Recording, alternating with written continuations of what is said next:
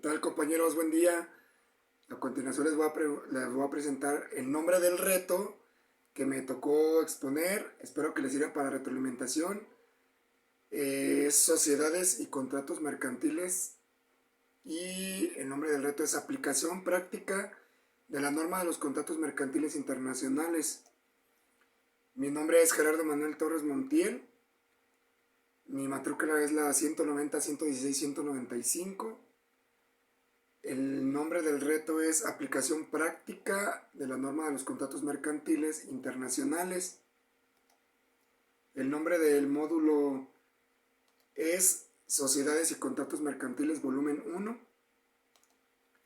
La licenciatura es la licenciatura en Derecho. El nombre del asesor educativo es Andrea Isabel Ramírez Padilla. Y a continuación les voy a presentar lo que yo investigué y espero que les sirva un poco y así también me compartan sus videos. Bien, a continuación haré una breve lectura del caso que voy a analizar. El hospital Caminemos Juntos, ubicado en España, celebró un contrato en el laboratorio Collins y Philips, ubicado en Nueva Zelanda. El objeto del contrato fue la adquisición de una caja de material quirúrgico, 10 camas de hospital, 5 máquinas de oxígeno y una caja de apósitos y banditas adhesivas que el laboratorio entregaría al hospital. Las negociaciones se hicieron mediante intercambio de correos electrónicos. El precio pactado de la mercancía fue por la cantidad de 2 millones de pesos y culminó con la firma electrónica del contrato el día 30 de enero del 2020. Se estableció como tiempo máximo de entrega de la mercancía 3 meses. En el mes de junio del 2020, al llegar la mercancía, el personal del hospital revisa la entrega y hace las siguientes anotaciones. Recibe una caja de material de uso quirúrgico, una caja de abatelenguas y aplicadores, 4 máquinas de oxígeno y el embalaje de 3 de las 10 camas de hospital estaban defectuosas. Con base en el caso expuesto, hay que dar respuesta a las siguientes preguntas. Las siguientes preguntas yo las analicé y saqué estas conclusiones. Que en la primera pregunta, ¿qué tipo de contrato mercantil celebraron las partes? El contrato que celebraron las partes fue un contrato de compraventa electrónico internacional, ya que es un acuerdo de voluntades entre distintas partes que residen de estados diferentes. Podemos encontrar esta definición en el artículo 1 de la Convención Interamericana sobre Derecho Aplicable a los Contratos Internacionales. Cabe mencionar que este contrato de compraventa internacional se ajusta también con el artículo 3 y 7 de la Convención de las Naciones Unidas sobre los contratos de compraventa internacional de mercaderías, mismos que se refieren a la regulación de la compraventa internacional. En la pregunta número 2, ¿el contrato se puede considerar de carácter internacional? ¿Por qué? Como hice mención en la pregunta anterior, el contrato se celebró si es de índole internacional, ya que ambas partes son residentes de países o estados diferentes por el cual se hicieron las negociaciones y de acuerdo con el artículo 1 de la Convención Interamericana sobre el Derecho Aplicable, los contratos internacionales, el contrato internacional es un acuerdo de voluntades de distintas partes que residen en estados diferentes.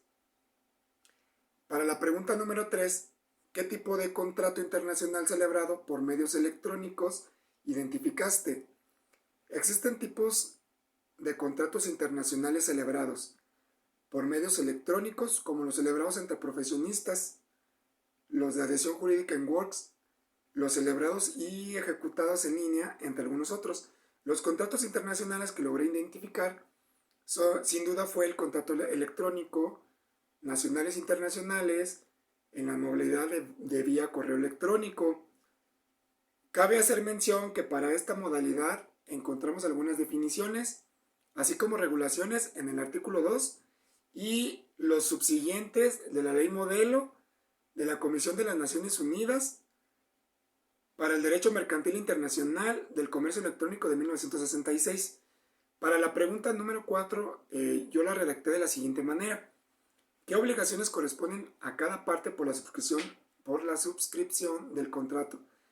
podemos encontrar las obligaciones de quien vende desde el artículo 30 hasta el artículo 52 de la Convención de las Naciones Unidas sobre los contratos de compraventa internacional de mercancías. Algunas de estas obligaciones del quien vende son integrar él o los objetos vendidos y su documentación es de las condiciones que estipula el contrato, así como el lugar, la fecha y el plazo determinados del mismo.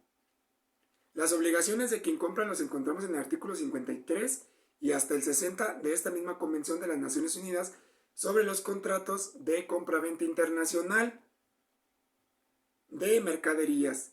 Estas obligaciones son pagar el precio en la fecha y lugar convenido en el contrato. Si el comprador no cumple con sus obligaciones a tiempo, el vendedor puede fijar un plazo razonable para que lo realice.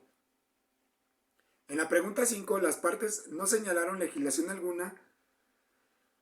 Entonces, ¿cuál debe de aplicarse? Existen instrumentos internacionales enfocados en la regulación de los contratos internacionales, como son el Convenio sobre la ley aplicable a las obligaciones contractuales, la Convención de Naciones Unidas sobre los contratos de compraventa internacional de mercaderías, la Convención Interamericana sobre el derecho aplicable a los contratos internacionales del 94, los principios del Instituto Internacional para la Unificación del Derecho Privado sobre los contratos internacionales del 94, y así como también la ley modelo de la Comisión de las Naciones Unidas para el Derecho Mercantil Internacional sobre el comercio electrónico del 96. En este caso en específico puede aplicarse la Convención de Naciones Unidas sobre los contratos de compraventa internacional de mercaderías. Esto si nos apegamos al artículo 1 de esta convención, en el cual se hace mención que en estos casos es aplicable, y al parecer este caso es uno de ellos en los que aplica. Para la pregunta número 6, considerando que la recepción de la mercancía no fue acorde a lo que se celebró en el contrato, ¿qué opciones crees que tenga el hospital frente al contrato? En consideración con el caso planteado, en el cual no hace mención si ya se efectuó el pago de la mercancía y en caso de que no haya efectuado aún el hospital, puede prescindirse del contrato, esto de acuerdo al artículo 73 de la Convención de las Naciones Unidas sobre los contratos de compraventa internacional de mercaderías, que contienen las razones por las cuales se puede disolver el contrato y el incumplimiento de las obligaciones de algunas de las partes de una de estas razones. En el caso del que en el pago se haya realizado por parte del hospital, este puede solicitar una indemnización, esto de acuerdo en lo expuesto en los artículos 74 al 77 de la Convención de Naciones Unidas sobre los contratos de compraventa internacional de mercaderías. Para la pregunta 7, ¿crees que proceda la cancelación del contrato? Si ambas partes así lo acordaron, sí es posible. Sí procede la cancelación del contrato.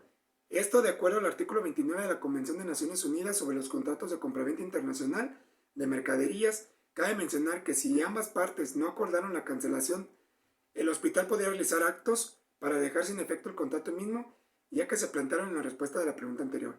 Por último, a manera de conclusión, a manera personal, yo considero y manifiesto lo siguiente: es importante resaltar algunas cláusulas que existen para evitar conflictos en este tipo de contratos que se nos planteó. La primera cláusula importante en el contrato es la descripción del objeto en el contrato, así como las consecuencias en caso de que la misma no coincida con los artículos que debe recibir el comprador.